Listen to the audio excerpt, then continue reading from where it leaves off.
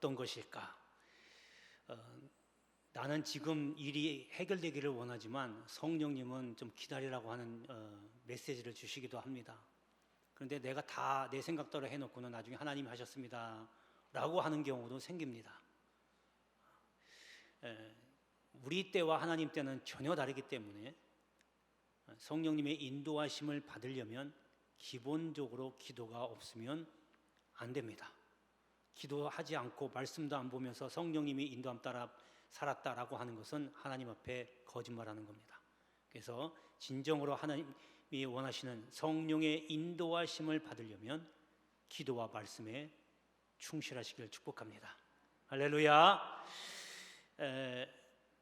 케이블 방송에 보면 여러분 잘 아시는 대로 어서와 한국은 처음이지라는 프로가 있습니다.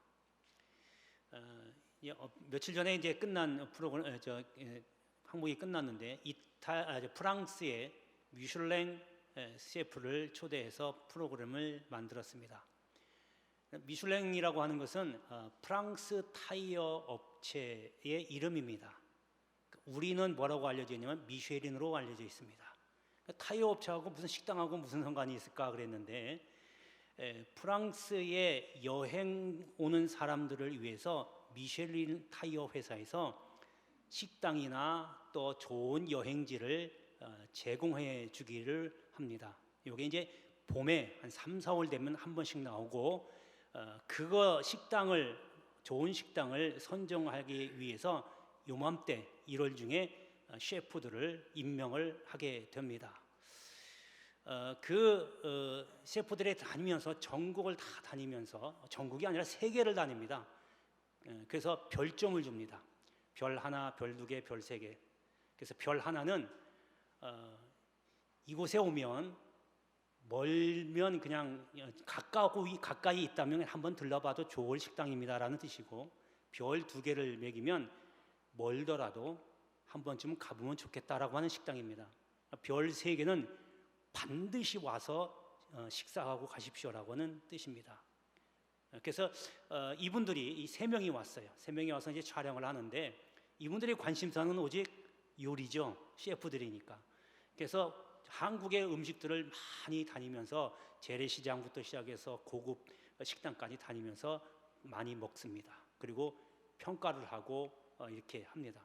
근데 그 중에 한 분이 그분이 이제 평가원인데 그분이 어떤 음식을 하나 들으면서 지금까지 한국에 와서 먹어본 음식 중에 최고로 맛있다, 가장 맛있다라고 그렇게 인정을 합니다. 그러니까 모든 음식이 다 맛있었지만 그 중에 이 음식은 최고라는 거죠. 그러니까 음식 중에 음식이라는 거예요. 요리 중에 요리라는 얘기죠. 여러분 그 모습을 딱 보니까 오늘 제목이 딱 떠오르는 거예요. 우리가 하나님의 은혜를 많이 받고 삽니다. 그런데 그 많은 은혜 중에서 나에게 가장 최고인 은혜가 있습니다. 그게 바로 은혜 중에 은혜라고 합니다. 각자마다 다르겠지만 오늘 본문에 있는 말씀을 가지고 어떤 은혜가 은혜 중에 은혜인지를 한번 살펴보고 함께 은혜를 나누려고 합니다. 자, 첫 번째는 사명의 은혜입니다. 자, 그 1절에 보면 1절 초반에 보니까 주 여호와의 영이 내게 내리셨으니라고 시작을 합니다. 이 말씀은 메시아이신 예수님의 사명에 대한 말씀입니다. 자, 그래서 이 메시아 되시는 예수님께서 제일 먼저 무엇을 하셨냐 하니까 주 여호와의 영이 내게 임하셨다. 성령이 기름을 받았다라는 겁니다. 그러니까 성령으로 잉태하시고 성령에 이끌려서 광야에서 마귀에게 시험을 받으시고 성령으로 마귀를 이겨내시고 성령으로 활동하셨습니다. 그러니까 예수님이 사명을 감당하기 전에 성령 받고 시작했다는 거예요. 그래서 여러분 사명받은 사람, 사명자라고 해서 저 사람은 하나님의 사명받은 사람이 특별하게 생각하지 마십시오. 여러분 다 주의 일을 감당하는 게 다 사명입니다. 그러니까 주의 일을 감당하는 사람은 제일 먼저 성령 받아야 돼요. 성령 받고 성령이 충만해져야 돼요. 예수님이 그거 공생에 하기 전에 성령을 받고 성령으로 시작했으니까 우리도 그렇게 해야 된다는 겁니다. 그래서 성령 받은 사람이 주일을 감당할 수 있다 그겁니다. 자, 그런데 그 다음에 주님의 사명이 어떤 건지 설명이 나와 있는데, 자, 먼저 보면 첫 번째 사명이 복음 전한 겁니다. 그 다음 줄에 보니까 아름다운 소식을 전하게 하려 했다. 그러니까 아름다운 소식은 복음입니다. 하나님의 나라입니다. 하나님의 나라를 전했다. 복음 전파했다는 겁니다. 그게 사명 첫 번째고, 두 번째 사명은 그 다음에 보니까 마음이 상한 자를 고쳤다. 치유입니다. 주님이 하신 일은 치유하신 거예요. 근데 여러분, 육체의 질병을 고치신 게 아니고 마음의 병을 고치신 거예요. 마음의 병이 뭐예요? 속상한 일, 억울한 일, 상처받은 일, 이런 마음의 질병을 주님이 고치신 겁니다. 여러분, 눈에 보이는 육체의 질병은 그냥 예수님께서도 고치셨지만 그건 현상에 지나지 않아요. 육체의 질병이 나타나기 전에 제일 먼저 진행되는 질병이 바로 마음의 질병입니다. 여러분, 그냥 우리가 뭐 가다가 넘어져서 뼈가 부러지고 근육이 끊어지고 하는 것은 일시적인 거지만, 여러분, 내 속에 있는 속의 병은 반드시 마음의 질병을 거치고 나서 드러나는 겁니다. 그래서 암에 걸린다든지 아니면 무슨 중병에 걸린다든지 이러한 병들은 그냥 나타나는 게 아니라 마음에 먼저 상하거나 질병이 생긴 상태가 계속 진행되고 나서 그 다음에 육체로 드러나는 겁니다. 그래서 예수님은 그 근본이 되는 마음의 질병을 먼저 고치신 거예요. 그래서 의사는 그냥 눈에 보이는 병을 치료할지는 모르지만 마음의 병은 여러분, 의사도 그 누구도 치료할 수 없어요. 정신과 의사가 가서 치료할 수 있다고요? 그분은 상담해 주는 겁니다. 여러분, 그 약은 뻔해요. 다 그냥 신경 죽이는 약만 거의 줘요. 그리고 이런 상태입니까? 이렇게 하십시오라고 얘기하지 치료할 수 없습니다. 그러니까 마음의 질병은 오직 주님만이 치료할 수 있는 겁니다. 그래야 주님이 그걸 치료를 받아야 그 다음에 내 육체의 질병으로 번지지 않게 되는 겁니다. 근데 주님이 그 질병을 고치신 치유의 사역을 하셨다고 두 번째 얘기하고 있고요. 그 다음에 하신 사역은 그 다음 줄 마지막 부분에 보면 포로된 자에게 자유를, 갇힌 자에게 노임을 선포했다. 자유를 주셨습니다. 여러분, 여기서 또 제가 거듭 말씀드리지만 자유를 주셨다고 해서 여러분들을 옥에 가두거나 집안에 감금하거나 그런 이야기가 아닙니다. 아시겠지만 여러분, 우리는 이미 예수님 오시기 전에, 예수님 믿기 전에 죄에서 노예가 돼요. 죄의 노예가 되었다는 거예요. 그 얘기는 마귀의 노예가 된 겁니다. 노예는 뭡니까? 주인이 하라는 대로 해야 돼요. 시키는 대로 따라가야 돼요. 안 하면 야단나거든요. 그러니까 마귀의 노예가 됐다, 죄의 노예가 됐다, 그 얘기는 죄가 마귀가 시키는 대로 하는 겁니다. 자기는 마귀가 시켜서 하는 줄을 모르죠. 눈이 어두워져 있으니까. 그러니까 죄만 짓고 다니는 거예요. 나쁜 짓만 골라서 하고 다니는 거예요. 세상 사람들도 봐도 나쁜 짓이고 이미 마음속에도 나쁜 마음을 품는 거예요. 이게 다 마귀가 시켜서 하는 거거든요. 자기는 다 옳은 일을 한다고 생각하죠. 마귀가 그렇게 착각하게 만드는 겁니다. 이런 죄의 종, 죄의 노예에서 풀어주신 겁니다. 자유함을 얻게 해주신 겁니다.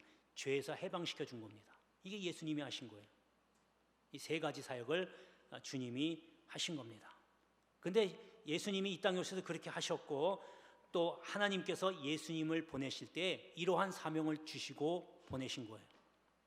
그리고 그 예수님이 승천하시면서 우리에게 사명을 주고 세상에 보내셨습니다. 우리도 마찬가지로 예수님이 사명을 감당하는 것처럼 또한 마찬가지로 사명을 감당해야 됩니다. 복음 전하고 또 치유하고 자유를 선포하는, 우리는 예수님처럼 할 수는 없지만 예수님의 각자에게, 여러분에게 맡겨주신 사명들이 다 있어요. 이거 다 감당하셔야 돼요. 나 그냥 예수만 믿고 교회만 왔다 갔다 하고 그걸로 끝, 이러면 얼마나 좋겠어요. 하나님이 여러분들을 끝까지 이 땅에 아직도 세워놓으시고 살게 하신 이유는 사명 감당하라고 아직까지 불러주지 않는 거예요. 그게 남아있는 거니까 하나님 여러분들에게 그 사명을 주셨기 때문에 감당해야 됩니다. 여러분, 그래서 사명은 은혜 중에 은혜입니다. 여러분, 예수를 믿더라도 아무것도 안 하고 있어봐요. 쉽게 얘기하면 여러분, 직장 없이, 일거리 없이 집에서 며칠 동안 버틸 수 있겠어요? 제가 경험해 보니까 3개월까지는 그래도 희양락거리고 살 수 있겠더라고요. 근데 3개월 지나니까 막 죽을 것 같아요. 사람은 일을 해야 돼요. 그게 세상 사람들도 그런데 하물며 주님이 일하라고 세워주신 일꾼들이 일을 안 하고 손 놓고 있다? 영이 죽습니다.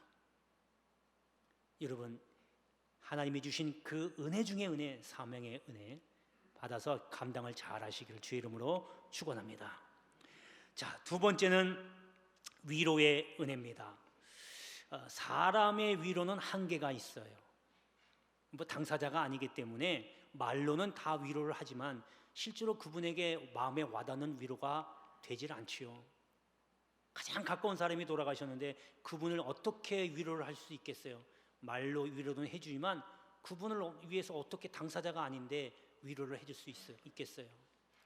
그래서 사람은 위로를 할 때 한계가 있어요. 그러나 주님은 실질적이고 구체적으로 위로해 줄 수 있다는 거예요. 누가복음에 보면 나인성 과부의 아들이 죽은 아들을 살리신 사건이 나옵니다. 아들이 죽었을 때, 그것도 외아들이에요. 독자예요.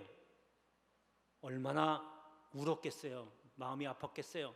많은 사람들이 몰려와서 그 과부를 위로했지만 진정으로 위로가 안 되는 거죠. 그런데 주님이 오셔서 아들을 살려주셨어요. 과부는 주님께 진정한 위로를 받은 거죠. 실질적이고 구체적인 위로를 받은 거예요. 주님만이 하실 수 있는 위로입니다. 여러분, 오늘 본문에 보면 그 다음에 2절에 보니까 여호와의 은혜의 해와 우리 하나님의 보복의 날을 선포하며 모든 슬픈 자를 위로하되, 이렇게 말하고 있습니다. 여러분, 이것은 악한 사람들에게는 심판이 되는 동시에 믿는 성도들에게는 구원을 얻는 위로가 된다는 거예요. 그래서 성도들에게 믿음을 지키느라고 많은 어려움을 당합니다. 믿음 잃지 아니하려고 환난을 당하고 어려움을 당하지만 주님이 위로해 주신다는 거예요. 그 위로만큼 더 큰 위로가 어디 있겠어요? 내가 힘들고 진짜 어려울 때에 누군가가 와서 말 한마디라도 그게 엄청나게 위로가 되잖아요. 어떻게 할지도 모르는 그런 상황에 있을 때 아는 사람이나 누군가 와서 힘내라고 한마디만 해줘도 큰 힘이 되거든요. 그런데 주님은 오셔서 그 이상의 것을 주신다는 거예요. 내가 주저앉을 만할 때 힘내라고 말씀으로 위로해 주시고 도와주시고 보호하시고, 이런 걸 느끼면요 결코 주저앉지 않습니다. 이러한 위로의 은혜, 정말 큰 은혜 중에 은혜인 줄 믿습니다. 할렐루야, 할렐루야. 자, 이제 마지막 세 번째는 회복의 은혜입니다. 예수님께서 산상 설교를 하시죠. 산에 이제 누가복음에서는 산에서 설교한다고 했다고 해서 산상보훈이라고 얘기하고, 누가복음에서는 평지, 바닷가에서 했다고 해서 평지 설교라고도 합니다. 뭐 아무튼 간에 그 마태복음 5장에서 7장까지가 바로 예수님이 산상에서 설교하신 내용들이 담겨져 있는데, 그 내용 중에 이런 말씀을 하십니다. 너희가 악한 자라도 좋은 것을 자식에게 줄 알거든 하물며 하늘에 계신 너희 아버지께서 좋은 것을 주시지 아니겠느냐, 이렇게 말씀하십니다.